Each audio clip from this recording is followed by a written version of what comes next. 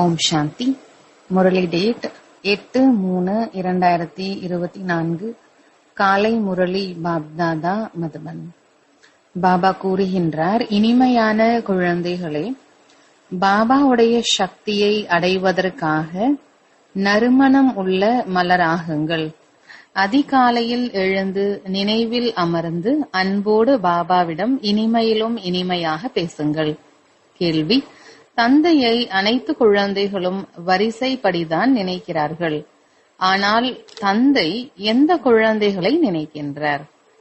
பதில்: எந்த குழந்தைகள் மிகவும் இனிமையாக இருக்கின்றார்களோ, சேவையை தவிர வேறு எதுவும் தென்படுவதில்லையோ, மிகவும் அன்போடு தந்தையை நினைக்கின்றார்களோ, குஷியில் ஆனந்த கண்ணீர் பெருகுகின்றதோ, இப்படிப்பட்ட குழந்தைகளை தான் தந்தையும் நினைக்கின்றார். தந்தையின் பார்வை மலர்களை நோக்கி போகின்றது. இந்த ஆத்மா மிகவும் நன்றாக இருக்கிறது. இந்த ஆத்மா எங்கே சேவையை பார்த்தாலும் ஓடிக்கொண்டே இருக்கிறது, பலருக்கும் நன்மை செய்கிறது என கூறுவார். எனவே தந்தை அவர்களையே நினைவு செய்கின்றார். ஓம் சாந்தி. தந்தை அமர்ந்து அனைத்து ஆத்மாக்களுக்கும் புரிய வைக்கின்றார். ஷரீரம் நினைவிற்கு வருகிறது என்றால் ஆத்மாவும் நினைவிற்கு வருகின்றது. ஷரீரம் இல்லாமல் ஆத்மாவை நினைக்க முடியாது. இந்த ஆத்மா நல்லது, இது வெளிநோக்கில் இருக்கிறது, இது இந்த உலகத்தை சுற்றி வர விரும்புகிறது என புரிந்து கொள்ளலாம். இது அந்த உலகத்தை மறந்திருக்கிறது. முதலில் அவருடைய பெயர், ரூபம் எதிரில் வருகிறது. இன்னாருடைய ஆத்மா என நினைவு செய்யப்படுகிறது. இன்னாருடைய ஆத்மா நன்றாக சேவை செய்கிறது. இவருடைய புத்தி யோகம் பாபாவிடம் இருக்கிறது. இவருக்குள் இந்த குணங்கள் இருக்கிறது. முதலில் ஷரீரத்தை நினைப்பதால் பிறகு ஆத்மா நினைவிற்கு வருகிறது. முதலில் ஷரீரம் நினைவிற்கு வரும், ஏனென்றால் ஷரீரம் பெரியதாக இருக்கிறது. பிறகு சூட்சுமமாக மிகவும் சிறியதாக இருக்கக்கூடிய ஆத்மா நினைவிற்கு வரும். இந்த பெரிய ஷரீரத்திற்கு எந்த மகிமையும் செய்யப்படுவதில்லை. ஆத்மாதான் போற்றப்படுகின்றது. இவருடைய ஆத்மா நன்றாக சேவை செய்கிறது. அவருடைய ஆத்மா இவரை விட நன்றாக இருக்கிறது. முதலில் ஷரீரம்தான் நினைவிற்கு வருகிறது. இன்னாருடைய ஆத்மா என்று சொல்லும் போது உடல் நிச்சயமாக நினைவிற்கு வரும். இந்த தாதாவின் உடலில் சிவ தந்தை வருகிறார் என புரிந்து கொள்வது போல இவருடைய உடலில் பாபா இருக்கிறார் என்று அறிகின்றீர்கள். ஷரீரம் நிச்சயம் நினைவிற்கு வரும். நாம் எப்படி நினைப்பது என கேட்கிறார்கள். சிவ தந்தையை பிரம்மாவின் உடலில் நினைப்பதா அல்லது பரம்தாமத்தில் நினைப்பதா? பலருக்கு இந்த கேள்வி வருகின்றது. ஆத்மாவை தான் நினைக்க வேண்டும் என தந்தை கூறுகின்றார். ஆனால் ஷரீரமும் கூட நிச்சயமாக நினைவிற்கு வருகிறது. முதலில் ஷரீரம், பிறகு ஆத்மா. தந்தை இவருடைய உடலில் அமர்ந்திருக்கிறார் என்றால் ஷரீரம் கூட நினைவிற்கு வரும். இந்த ஷரீரத்தை உடைய ஆத்மாவில் இந்த குணம் இருக்கிறது. யார் என்னை நினைக்கிறார்கள், யாருக்குள் நிறைய குணங்கள் இருக்கிறது, எந்தெந்த மலர்கள் மனம் வீசுகிறது என தந்தை பார்த்து கொண்டிருக்கின்றார். மலர்களிடம் அனைவருக்கும் அன்பு ஏற்படுகின்றது. மலர் சென்று செய்கிறார்கள். அதில் ராஜா, ராணி, பிரஜை என விதவிதமான மலர் இலைகள் போன்ற அனைத்தையும் வைத்து செய்கிறார்கள். பாபாவின் பார்வை மலர்களை நோக்கி போகிறது. இன்னாருடைய ஆத்மா மிகவும் நன்றாக இருக்கிறது, மிகவும் சேவை செய்கிறது, ஆத்ம உணர்வில் இருந்து தந்தையை நினைவு செய்து கொண்டிருக்கிறது என சொல்வார்கள். எங்கே சேவையை பார்க்கிறார்களோ அங்கே ஓடிவிடுகிறார்கள். இருந்தாலும் அதிகாலையில் எழுந்து நினைவில் அமர்ந்து யாரை நினைவு செய்வார்கள்? சிவ தந்தை பரம்தாமத்தில் நினைவிற்கு வருவாரா அல்லது மதுபனில் நினைவிற்கு வருவாரா? தந்தை நினைவிற்கு வருவார் அல்லவா? இவருக்குள் சிவ தந்தை இருக்கின்றார். ஏனென்றால் தந்தை இப்பொழுது கீழே வந்துவிட்டார். முரளி வாசிப்பதற்காக வந்திருக்கின்றார். இவருக்கு அவருடைய வீட்டில் எந்த வேலையும் இல்லை. அங்கே என்ன செய்வார்? இந்த உடலில் தான் பிரவேசம் செய்கின்றார். முதலில் ஷரீரம் நினைவிற்கு வரும், பிறகு ஆத்மா. இந்த உடலில் இருக்கக்கூடிய ஆத்மா ஒப்பற்றது, நல்லது. இவருக்கு சேவையை தவிர வேறு எதுவும் தென்படாது. மிகவும் இனிமையானவர். பாபா அமர்ந்து கொண்டு இருக்கின்றார். அனைவரையும் பார்த்து கொண்டிருக்கின்றார். இந்த குழந்தை மிகவும் நல்ல குழந்தை, மிகவும் நினைவு செய்கிறது. பந்தனத்தில் இருக்கக்கூடிய குழந்தைகள் விகாரத்திற்காக எவ்வளவு அடி வாங்குகின்றார்கள், எவ்வளவு அன்போடு நினைவு செய்வார்கள். அதிகமாக நினைவு செய்யும் போது ஏற்படுகின்ற குஷியினால் ஆனந்த கண்ணீர் வருகின்றது. அவ்வப்போது அந்த கண்ணீர் கீழே விழுகின்றது. தந்தைக்கு வேறு என்ன வேலை இருக்கிறது? அனைவரையும் நினைக்கின்றார். பல குழந்தைகள் நினைவிற்கு வருகிறார்கள். இந்த ஆத்மாவில் மூச்சு இல்லை, தந்தையை நினைவு செய்வதில்லை, யாருக்கும் சுகம் கொடுப்பதில்லை, இது தனக்கே நன்மை செய்வதில்லை என்று தந்தை சோதித்துக் கொண்டே இருப்பார். நினைத்தல் என்றால் சக்தி கொடுத்தல். ஆத்மாவினுடைய தொடர்பு பரமாத்மாவுடன் இருக்கின்றது அல்லவா? குழந்தைகள் மிகவும் யோகத்தில் இருக்கக்கூடிய ஒரு நாள் வரும். இவர் கூட யாரையாவது நினைத்தால் உடனே காட்சி கிடைக்கும். ஆத்மா சிறிய புள்ளியாக இருக்கிறது. காட்சி கிடைத்தால் கூட யாராலும் புரிந்து கொள்ள முடிவதில்லை. ஷரீரம்தான் நினைவிற்கு வருகிறது. ஆத்மா சிறியதாக இருக்கிறது. ஆனால் நினைவு செய்தால் அவருடைய ஆத்மா தூய்மை ஆகிறது. தோட்டத்தில் விதவிதமான மலர்கள் இருக்கின்றன. இது மிகவும் நல்ல மனமுள்ள மலராக இருக்கிறது. இது அவ்வளவாக இல்லை என பாபாவும் கூட பார்க்கின்றார். ஆகையால் பதவி கூட குறைவாக இருக்கும். தந்தைக்கு யார் உதவியாளர் ஆகின்றார்களோ அவர்களே உயர்ந்த பதவி பெறுகின்றார்கள். அதுவும் யார் தந்தையை நினைவு செய்து கொண்டிருப்பார்களோ அவர்களே பிராமணரிலிருந்து மாறி தேவதை ஆகின்றார்கள். இது தெய்வீக மலர் அல்லது அசுர மலர் என்ற வர்ணனை கூட சங்கமத்தில்தான் செய்ய முடியும். அனைவரும் மலர்களே, ஆனால் பலவிதமாக இருக்கிறது.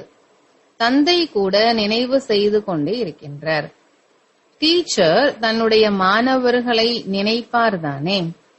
இவர்கள் குறைவாக படிக்கிறார்கள், மனதில் புரிந்து கொள்வார்கள் அல்லவா? இவர் தந்தையாகவும் டீச்சராகவும் இருக்கின்றார். தந்தைதான் இவர் டீச்சராக அதிகம் செயல்படுகின்றார். டீச்சர் என்றால் தினம்தோறும் படிக்க வைக்க வேண்டும். இந்த படிப்பின் சக்தியால் பதவி அடைகிறார்கள். காலையில் நீங்கள் அனைத்து சகோதரர்களும் தந்தையின் நினைவில் அமர்கிறீர்கள். இது நினைவினுடைய பாடம். பிறகு முரளி நடக்கிறது. இது படிப்பினுடைய பாடம். முக்கியமானது யோகம் மற்றும் படிப்புதான். இவற்றை ஞானம் மற்றும் விஞ்ஞானம் என்றும் கூறலாம். தந்தை எங்கு வந்து சொல்லிக் கொடுக்கின்றாரோ இதுவே ஞான விஞ்ஞான பவனம். ஞானத்தினால் அனைத்து சிருஷ்டியினுடைய அறிவும் கிடைக்கிறது. விஞ்ஞானம் என்றால் நீங்கள் யோகத்தில் இருக்கிறீர்கள், அதனால் தூய்மை ஆகிறீர்கள். உங்களுக்கு அர்த்தம் தெரிகிறது. தந்தை குழந்தைகளை பார்த்து கொண்டிருக்கின்றார். ஆத்ம அபிமானி ஆவதால் தான் பூதம் வெளியேறும். அனைவரின் பூதமும் உடனே வெளியேறி விடாது. கணக்கு வழக்கு முடிகின்ற போதுதான் நடத்தைக்கு ஏற்றாற்போல் பதவி பெறுவார்கள். வகுப்பு மாறி போகின்றார்கள். இந்த உலகத்தின் மாற்றம் கீழே சென்று கொண்டிருக்கிறது. உங்களுடையது மேலே சென்று கொண்டிருக்கிறது. எவ்வளவு வித்தியாசம் இருக்கிறது! அவர்கள் கலியுக படியில் கீழே இறங்கிக் கொண்டிருக்கிறார்கள். நீங்கள் புருஷோத்தம சங்கம் யுகத்தை சார்ந்தவர்கள் ஏணிப்படியில் மேலே சென்று கொண்டிருக்கின்றீர்கள். உலகம் இதுதான், புத்திக்கு மட்டும்தான் வேலை. நாம் சங்கம் யுகத்தை சார்ந்தவர்கள் என நீங்கள் கூறுகின்றீர்கள். புருஷோத்தமர்கள் ஆக்குவதற்காக தந்தை வரவேண்டி உள்ளது. உங்களுக்கு இப்போது புருஷோத்தம சங்கம் யுகம். மற்றவர்கள் அனைவரும் கலியுகத்தில் பயங்கர இருளில் இருக்கிறார்கள். பக்தியை அவர்கள் மிகவும் நல்லது என நினைக்கின்றார்கள். ஏனென்றால் அவர்களுக்கு ஞானம் எதுவுமே தெரியாது. இப்போது உங்களுக்கு ஞானம் கிடைத்திருப்பதால் நீங்கள் புரிந்து கொள்கிறீர்கள். ஞானத்தின் ஒரு துளியினால் நாம் அரை கல்பத்திற்கு ஏறிவிடுகின்றோம். பிறகு அங்கே ஞானத்தின் விஷயம் எதுவும் இருக்காது. இந்த அனைத்து விஷயங்களையும் மகாரத்தி குழந்தைகள் தான் கேட்டு கடைபிடித்து சொல்லிக்கொண்டே இருப்பார்கள். மற்றவர்கள் இங்கிருந்து சென்றதுமே முடிந்தது. கர்மம் அகர்மம் விகர்மத்தின் ரகசியத்தை பகவான் தான் புரிய வைக்கின்றார்.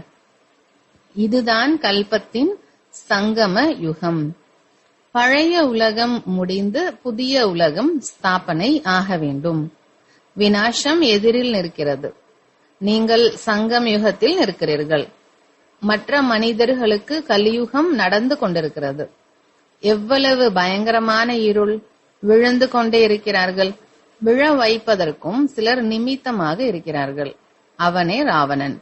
இந்த சபையில் உண்மையில் பதீதமானவர் எவரும் அமர முடியாது. தூய்மை இல்லாதவர்கள் வாயு மண்டலத்தை கெடுத்து விடுவார்கள். யாராவது மறைந்து வந்து அமர்ந்தார்கள் என்றால் அடி விழுகிறது. ஒரே அடியாக விழுந்து விடுவார்கள். ஈஸ்வரிய சபையில் யாராவது அசுரர்கள் வந்து அமர்ந்தால் உடனே தெரிந்துவிடும். கல் புத்தியாக தான் இருக்கிறார்கள். மற்றவரும் கூட கல் புத்தி ஆகிவிடுவார்கள். 100 மடங்கு தண்டனை பெறுவார்கள். தனக்கு நஷ்டத்தை ஏற்படுத்திக் கொள்வார்கள். இவர்களுக்கு தெரிகிறதா என நாம் பார்க்கலாம் என்று கூறுவார்கள். யார் செய்வார்களோ அவர்கள் அடைவார்கள். நமக்கென்ன? நாம் அறிந்து கொள்ள வேண்டிய அவசியம் இல்லை. தந்தையிடம் மிகவும் உண்மையாக இருக்க வேண்டும். உண்மை என்ற படகு ஆடலாம், அசையலாம், ஆனால் மூழ்காது என்று கூறுவார்கள். உண்மையாக இருந்தால் தன்னுடைய ராஜ்யத்தில் நடனம் ஆடுவார்கள். தந்தைதான் சத்தியமானவர். குழந்தைகளும் கூட சத்தியமாக வேண்டும். சிவ தந்தை எங்கே இருக்கிறார் என தந்தை கேட்கின்றார். இவருக்குள் இருக்கின்றார் என கூறுகின்றார்கள். பரம்தாமத்தை விட்டு தூர தேசத்தில் இருக்கக்கூடியவர் அந்நிய தேசத்தில் வந்திருக்கின்றார். அவர்தான் இப்போது மிகவும் சேவை செய்ய வேண்டியிருக்கிறது. நான் இரவு பகல் இங்கே சேவை செய்ய வேண்டியிருக்கிறது என கூறுகின்றார். சந்தேஷி டிரான்ஸ் மெசேஞ்சர் மற்றும் பக்தர்களுக்கு காட்சி கொடுக்க வேண்டியிருக்கிறது. இங்கேதான், அங்கே எந்த சேவையும் இல்லை. சேவை இல்லாமல் தந்தைக்கு சுகம் கிடையாது. முழு உலகிற்கும் சேவை செய்ய வேண்டும். தந்தையே வாருங்கள் என அனைவரும் அழைக்கின்றார்கள். நான் இந்த ரதத்தில் வருகின்றேன் என பாபா கூறுகின்றார். அவர்கள் குதிரை வண்டியை செய்து வைத்து விட்டார்கள். இப்போது குதிரை வண்டியில் கிருஷ்ணன் எப்படி அமருவார்? யாருக்கும் குதிரை வண்டியில் அமர்வதற்கு விருப்பம் இருக்காது. ஆத்ம உணர்வு மற்றும் தேக உணர்வில் ஏற்படும் விஷயங்கள் சங்கம யுகத்தில் தான் இருக்கிறது. தந்தையை தவிர வேறு யாரும் புரிய வைக்க முடியாது. நீங்களும் இப்போதுதான் புரிந்து கொள்கிறீர்கள். முதலில் தெரிந்திருக்கவில்லை. யாராவது குரு கற்பித்தார்களாம்? நிறைய குருக்கள் வைத்திருந்தார் பாபா. ஆனால் யாரும் கற்பிக்கவில்லை. நிறைய பேர் குருவை ஏற்றுக் கொள்கின்றனர். யாரிடமாவது அமைதிக்கான வழி கிடைக்கும் என நினைக்கிறார்கள். அமைதியின் கடல் ஒரு தந்தைதான். அவர் கூடவே அழைத்து செல்கிறார் என தந்தை கூறுகின்றார். சுகதாமம், சாந்தி தாமம் பற்றி யாருக்கும் தெரியவில்லை. கலியுகத்தில் இருப்பவர் சூத்திர குலத்தினர். புருஷோத்தம சங்கம யுகத்தில் பிராமண குலத்தினர் இருக்கின்றார்கள். இந்த குலங்களை பற்றி கூட உங்களை தவிர வேறு யாரும் அறியவில்லை. இங்கே கேட்கின்றார்கள், வெளியே சென்றதும் அனைத்தையும் மறந்து விடுகின்றார்கள். தாரணை ஆவதில்லை. எங்கே சென்றாலும் பேட்ஜ் இருக்க வேண்டும் என பாபா கூறுகின்றார். இதில் வெட்கப்படக்கூடிய விஷயம் எதுவும் இல்லை. இதை பாபா நன்றாகவே உருவாக்கி இருக்கின்றார். யாருக்கு வேண்டுமானாலும் புரிய வைக்கலாம். புத்திசாலியாக இருப்பவர்கள் இதற்கு உங்களுக்கு நிறைய செலவாகும் என கூறுவார்கள். செலவு ஆகிறதுதான். ஏழைகளுக்கு இலவசம் என கூறுங்கள். அவர்கள் கடைபிடித்தால் உயர்ந்த பதவி பெற முடியும். ஏழைகளிடம் பணமே இல்லை என்றால் என்ன செய்வார்கள்? சிலரிடம் பணம் இருக்கிறது, ஆனால் கருமிகளாக இருக்கிறார்கள். இவர் நடைமுறையில் செய்து காட்டியிருக்கின்றார். அதாவது பிரம்மா பாபா பிராக்டிக்கலாக செய்து காட்டியுள்ளார். அனைத்தையும் தாய்மார்களிடம் ஒப்படைத்தார். நீங்கள் அனைத்தையும் பார்த்து கொள்ளுங்கள் என்று. ஏனென்றால் இப்போதுதான் இந்த ஞானம் கிடைத்திருக்கிறது. அதாவது கடைசியில் எதுவும் நினைவில் வரக்கூடாது. கடைசி காலத்தில் யாராவது மனைவியை நினைப்பது அல்லது பெரிய கட்டிடங்கள் இருந்தால் நிச்சயம் நினைவிற்கு வரும். ஆனால் சிறிதாவது ஞானம் கேட்டால் நிச்சயம் பிரஜையில் வருவார்கள். தந்தையோ ஏழை பங்காளனாக இருக்கின்றார். சில பேர் பணம் இருந்தாலும் கூட கருமியாக இருக்கிறார்கள். முதல் வாரிசு சிவ தந்தைதான் என புரிந்து கொள்வதில்லை. பக்தி மார்க்கத்தில் கூட பகவான் வாரிசாக இருக்கிறார். ஈஸ்வரன் பெயரில் கொடுக்கிறார்கள். அவருக்கு கொடுக்கிறார்களே, அவர் என்ன ஏழையா? ஈஸ்வரன் பெயரில் ஏழைகளுக்கு கொடுத்தால் ஈஸ்வரன் அதனுடைய பலனை கொடுப்பார் என நினைக்கின்றார்கள். அடுத்த பிறவியில் கிடைக்கிறது. தானம் செய்தால் கிரகணம் விலகும் என்பார்கள். தந்தைக்கு அனைத்தையும் கொடுத்து விட்டார். ஷரீரம், நண்பர், உற்றார், உறவினர் அனைத்தையும் தந்தைக்கு அர்ப்பணம் செய்து விட்டார். இவை அனைத்தும் தங்களுடையது. இந்த நேரத்தில் முழு உலகின் மீதும் கிரகணம் பிடித்திருக்கிறது. அது எப்படி ஒரு நொடியில் விடுபடுகிறது? கருப்பிலிருந்து எப்படி வெள்ளையாகிறது? இவை அனைத்தும் இப்போது உங்களுக்கு தெரியும். பிறகு மற்றவர்களுக்கு புரிய வைக்கிறீர்கள். நாங்கள் உள்ளுக்குள் புரிந்து கொள்கிறோம், ஆனால் யாருக்கும் புரிய வைக்க முடியவில்லை என கூறுவார்கள். அவர்களும் எதற்கும் பயனில்லை. தானம் செய்தால் கிரகணம் விலகும் என பாபா கூறுகின்றார். நான் உங்களுக்கு அழியாத ரத்தினங்களை கொடுக்கின்றேன். அதை அனைவருக்கும் கொடுத்து கொண்டே சென்றால் பாரதம் மற்றும் முழு உலகிலும் உள்ள ராகுவின் கிரகணம் விலகி போய்விடும். குரு திசை வந்துவிடும். எல்லாவற்றையும் விட உயர்ந்தது குரு திசை. முக்கியமாக பாரதம், பொதுவாக முழு உலகிலும் ராகுவின் கிரகணம் இருக்கிறது என உங்களுக்கு தெரியும். அது எப்படி விலகி போகும்? இவர் பாபா. பாபா உங்களுடைய பழையவற்றை எடுத்துக்கொண்டு புதியதாக கொடுக்கின்றார். இதற்குத்தான் குரு திசை என்று கூறுவார்கள். முக்தி தாமத்திற்கு செல்பவர்களுக்கு குரு திசை என்று கூற மாட்டார்கள். நல்லது. இனிமையிலும் இனிமையான காணாமல் போய் கண்டெடுக்கப்பட்ட செல்லமான குழந்தைகளுக்கு தாயும் தந்தையும் ஆகிய பாப் தாதாவின் அன்பு நினைவுகள் மற்றும் காலை வணக்கம். ஆன்மீக குழந்தைகளுக்கு ஆன்மீக தந்தையின் நமஸ்காரம். தாரணைக்கான முக்கிய சாரம். முதலாவது, சதா குஷியில் நடனம் ஆடுவதற்காக உண்மையான தந்தையிடம் எப்போதும் உண்மையாக இருக்க வேண்டும். எதையும் மறைக்க கூடாது. இரண்டாவது, பாபா கொடுக்கின்ற அழியாத ரத்தினங்களை அனைவருக்கும் பகிர்ந்தளிக்க வேண்டும். கூடவே சிவ தந்தையை தனது வாரிசாக ஏற்றுக்கொண்டு அனைத்தையும் அர்ப்பணம் செய்ய வேண்டும். இதில் கருமித்தனமாக இருக்கக்கூடாது. வரதானம், பிந்து மற்றும் பூந்த் துளியின் மகத்துவத்தை புரிந்து தனது சிரேஷ்ட ஸ்துதியை உருவாக்கக்கூடிய வெற்றி சொரூபம் ஆகுங்கள். விளக்கம், சிவ பரமாத்மாவின் பூஜையில் ஒன்று பிந்துவின் விசேஷ தன்மை இருக்கிறது, மற்றொன்று துளியின் விசேஷ தன்மை இருக்கிறது. இரண்டிற்கும் அதன் விசேஷமும் இருக்கிறது. ஆத்மா, பரமாத்மா மற்றும் இயற்கையின் இந்த விளையாட்டு என்றால் நாடகம். இந்த மூன்று ஞானமும் நடைமுறை வாழ்க்கையில் பிந்துவை தான் அனுபவம் செய்ய வைக்கிறது. மேலும் துளி என்பது சுத்த எண்ணங்களின் நினைவு. இதன் மூலம் சந்திப்பதினால் வெற்றியின் வெற்றி அனுபவம் ஆகிறது. ஆன்மீக உரையாடலில் பிராப்திகளின் குளிர்ந்த துளியை தந்தை தெளிக்கின்றார். இதன் மூலம்தான் சிரேஷ்ட ஸ்திதி உருவாகி விடுகிறது. இதன் நினைவு சின்னமாக பக்தியிலும் நடைபெற்று வருகின்றது.